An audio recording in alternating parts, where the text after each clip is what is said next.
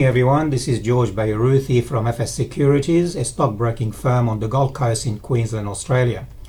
And today I'm going to show you part 4 of our CFD trading. And by the way, there are two events taking place in our trades. First of all, we've increased our capital outlay from $500 to $3,500. And I'm also going to show you how we've entered a foreign exchange trade, that is the British pound against the US. And by the way, the reason why we've increased our trades volume is because initially I wanted to show that you can start trading CFDs with very little amount, and of course small amount will give you small return. And then now I'm showing you that you can actually go into the CFD trades, again lower risk than options, and you can actually increase your return based on what you can do, and also with a variety of things you can do trading CFDs. So first of all, why we do want to trade CFDs? Well, we want to trade CFDs because it's leverage, and leverage means you can actually more than increase your return if you are correct. Of course, everything we do has got risk and rewards, and provided you know what you're doing and you understand the trend is your friend until the end. Of course, charts will show you the trend.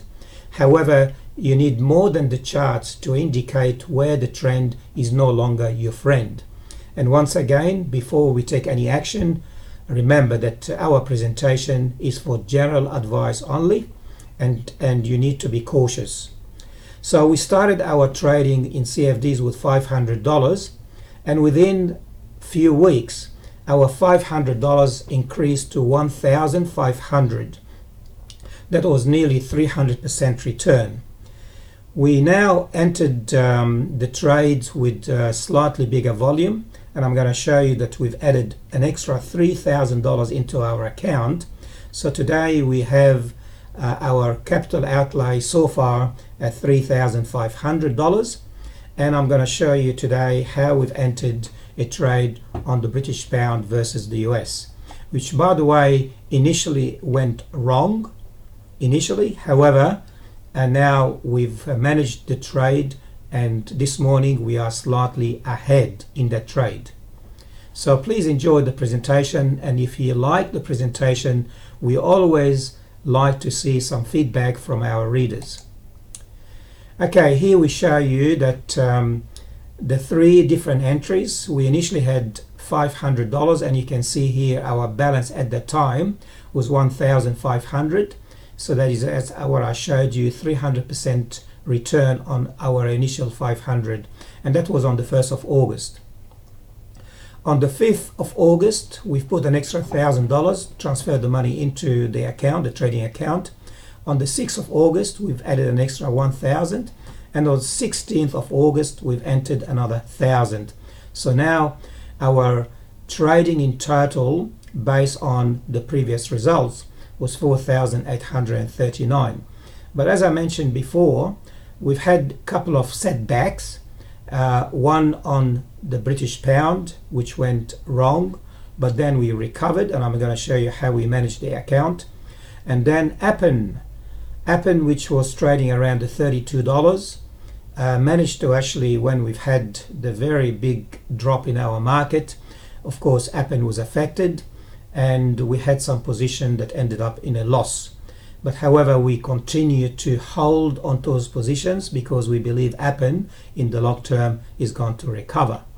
But let's focus today on the foreign exchange trades. So here we go. On the 19th of August, we've entered the trade with 100,000 units, that is the British pound versus the US. That was actually, in terms of value, $179,000 approximately. And today, about 8 o'clock in the morning, we've decided to reduce that particular position from 100,000 to 50,000. And the reason why, I'm going to explain it by using charting technical indicators.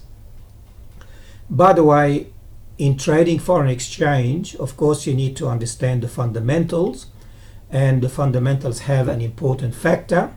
But obviously, if we're trading in and out of the market, technical analysis will help us to make a decision.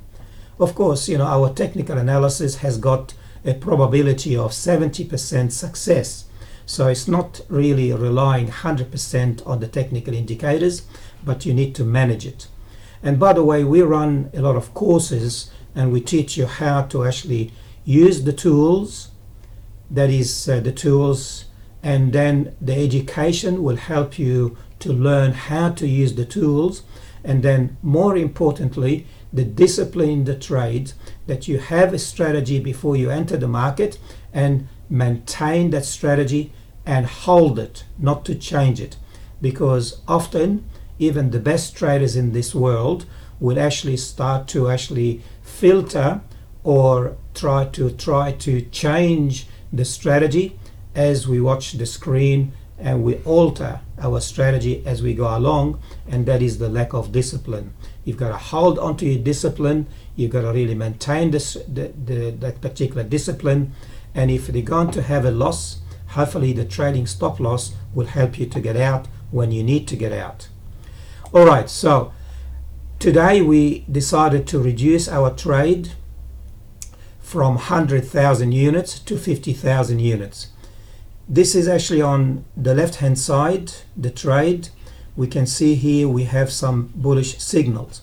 First of all, the stochastic, we're indicating bullish, and the candles in relation to a lot of those indicators. As you can see here, we've got a lot of indicators that look like a spaghetti bowl, but anyway, they mean something. And of course, in our education program, we teach you how to read those signals. This morning, we've seen that right here on the right hand side, there is a bearish indication, and the signal also by the stochastic tell us that it's better to reduce our trades from 100,000 to 50,000 and reduce the risk. We will still maintain our bullish position on the British pound against the US, because fundamentally we expect that the US dollar will drop because of the interest rate falling, and hopefully that the British pound will gain against the US. Now on the technical side, now the next chart, oh by the way, this is a 5-minute chart taken this morning at 8:40 a.m. So we decided to make a decision and reduce our trade at that time. And by the way, our $3,500 outlay still in profit by $496. So we're still 12% ahead in the market. But by that way, that's actually based on a much bigger volume, much bigger outlay. Now looking at the daily chart, again taken at 8:40 a.m. this morning, looking back several days, maybe about 4 or 5 weeks, we can see the first indication here where that orange line has dropped below the pink line. These are moving averages. The 50-day is the orange, the pink is the 100-day. When the 50 dropped below the 100, that was the first signal of a bearish signal. So that's the first bearish signal. Then we've seen another bearish signal when the 50-day moving average dropped below the 200-day moving average. So that is another bearish signal.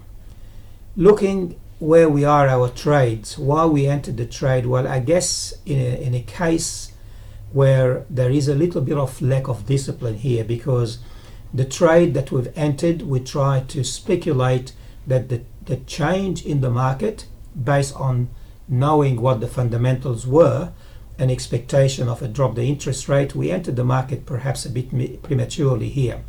And as we entered the market, we found that the market dropped quite a bit, and this red candle caused us to have a lot of losses.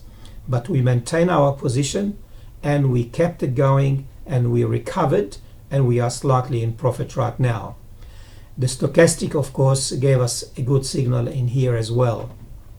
But because of the 5-minute signal that we've shown you in the previous slide, we decided to reduce our risk and we got out of the market.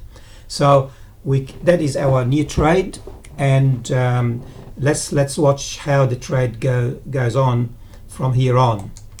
Now, why we trade CFDs? Well, I mentioned to you it is a leverage product, which means that it helps us to actually increase our profit if we are right.